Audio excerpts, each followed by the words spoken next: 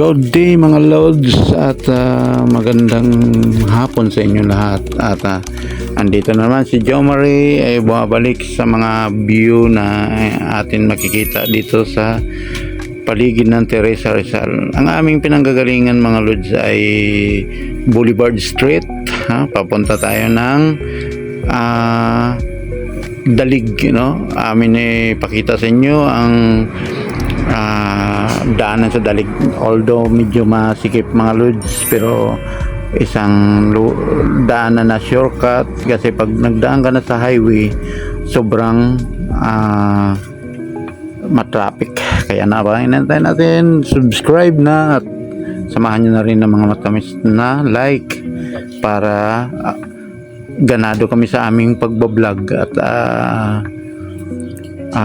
shout out sa ating mga kapwa driver, sa mga content creator, vlogger, sa iba't ibang bansa, Luzon, Visayas, Mindanao na gumaganap ng mga bagay nito. Ito ay malaking inspirasyon sa ating paghahanap buhay dahil hindi pa ako nag-umpisa ng vlog, napaka-boring mga Lods ang aking na ramdaman. Ngunit dito sa pagbablog ay napakasaya, at marami tayong mga friend, mga follower, welcome, at follower at saka non-follower ay binabati ko kayo ng magandang hapon, Ating tinatahak mga Lods ay ang kahabaan ng shortcut papunta ng highway. Sa kabila ang labas po natin ay mga Lods, labasan na ng school, malapit sa school ng Dalig, Shout out sa ating mga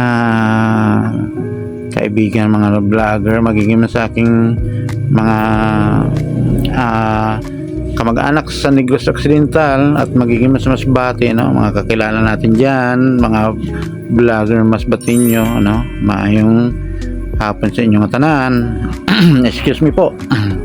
At yan ay isang malugod na pagbati, napakasaya mag-vlog at ito ay nadaanan natin ay mga napakalamig pakiramdam ko sa init na tinatamasa ngayon, tapos ang mga pag-ulan noong nakaraan linggo.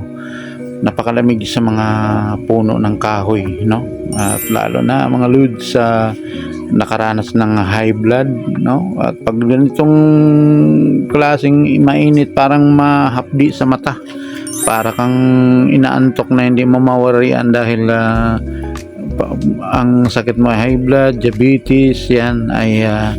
Yan mga Lods ang ating naramdaman noong nakaraan at 3 buwan na hindi ako nakapaghanap buhay dahil ganyan ang aking naranasan na sobrang hirap, na pagdating ko sa ospital ay gusto ko lang na matulog lagi, napaka-kwan sa likod ay nangangalay, at hindi basta-basta, buti na lang dyan ang gabay ng Diyos at tayo ay naka-recover at para nakakasumpa yung mga ganong klase dahil ang ating mga pamilya ay nagasapit sa sobrang hirap,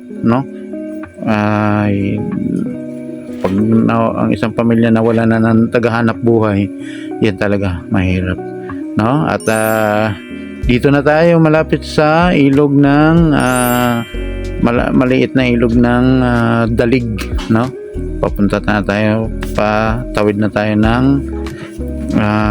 malapit na tayo sa school. Ayan, alright, at tuloy-tuloy lamang tayo. At sa hanap buhay, minsan marami kang binta, minsan naman matumal. Kaya yan ang naranasan ng isang naghahanap buhay. At shout out sa ating mga kaibigan, mga Lods na businessman riyan. At sa mga OFW na mga taga Teresa Rizal ay itong mga view na makikita nyo sa inyong lugar, Teresa Rizal, Philippines, at ayan ay may kasikipan ng daanan rito at ayan mga Lods, ay stop over muna kami rito at pauwi na kami sa bahay. Bibili muna tayo ng ulam. Kaya yan ay pipili tayo ng ulam. Alright, at ito ay matagal na rito na nagtitinda silang ulam, mga lods. Dekada na rin inaabot at mga matatanda ang rito, ang mga nagluluto. Masarap sila, no? Mayroon silang anong tawag niyan, ng pusit, anong tawag diyan, sa pritong manok, ay yan ang kanilang menu lagi rito. Ang adobo, iba't ibang klase. Itong manok, mga lods, mas madali siya, no? Hindi ka na magluluto pag uwi, pero hindi siya magiging maganda sa katawan pag lagi-lagi na lang natin itong ulam. At kailangan din natin sapian ng mga gulay-gulay, lalo na may mga tanim din kaming gulay sa amin, kaya malaking tulong din. Ayan, mga lods, napakasarap kainin. Lagi puro mamantika lagi yung pumapasok sa ating katawan, kaya mahirap, makipagsapalaran, at minsan di maiwasan natin, at tayo ay minsan napapagod na magluto pagdating na sa bahay. Ngunit ito ay madali siya at hindi ka na maggagastos ng gas upang makaluto na. Yan, luto na, bibili ka na lang. Malaking bagay din. At ito, mga lods, ay pag minsan-minsan lang natin gagawin, mas maigi pa nga mga sa probinsya, dahil walang makikita kaagad na mga ganito, at naiiwasan yung mga ganyang bagay.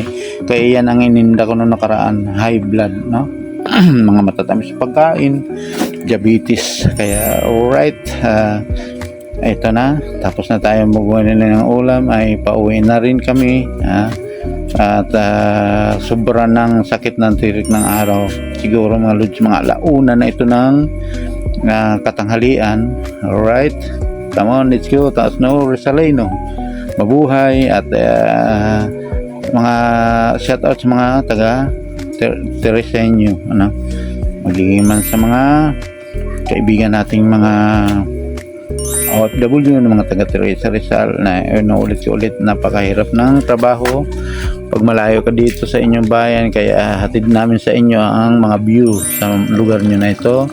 Yan, dito na tayo sa Dalig, sa may tulay. Yan, alright, dire-diretso tayo. At malapit na rin tayo sa school. Kaya shout out sa mga teacher natin dyan sa school at mga estudyante, at unti-unti na rin sila maglalabasan maya-maya lang, dahil pagkahapon, araw ng Biyernes, ngayon ay Sabado, wala na naman pasok, kaya mag-holiday na naman. At ito, mga lods, ang lugar ng Dalig, marami na rin pagbabago. Ang mga bahay rito ay medyo nagtaasan na, dati ay sobrang sikip din dito, at ngayon medyo malog-log ng kalsada. Dalig, Barangay Dalig, shortcut ng galing ka ng Boulevard, Alphamart, sana all ay ayan ang Alphamart. Ayan, dire-diretso tayo. At dito, mga lods, marami ng hams na madadaanan mo, pero safety dito, ingat-ingat lang din dito dahil masikip. Ayan ang school ng Dalig.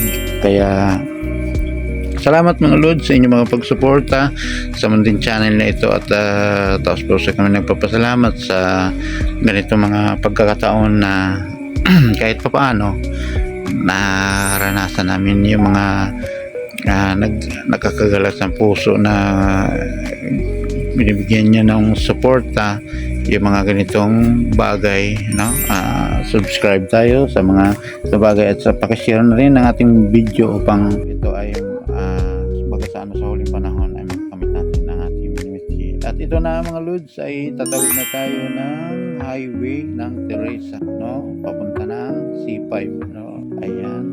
Medyo maluwag na dito ang ating pagramdam dahil highway na. At shout out sa mga sa government natin dito, at na-espalto na lahat ito. Napakasarap sa pagramdam. nakaraan ay sobrang traffic, matinding lubak-lubak talaga. So, daming sirang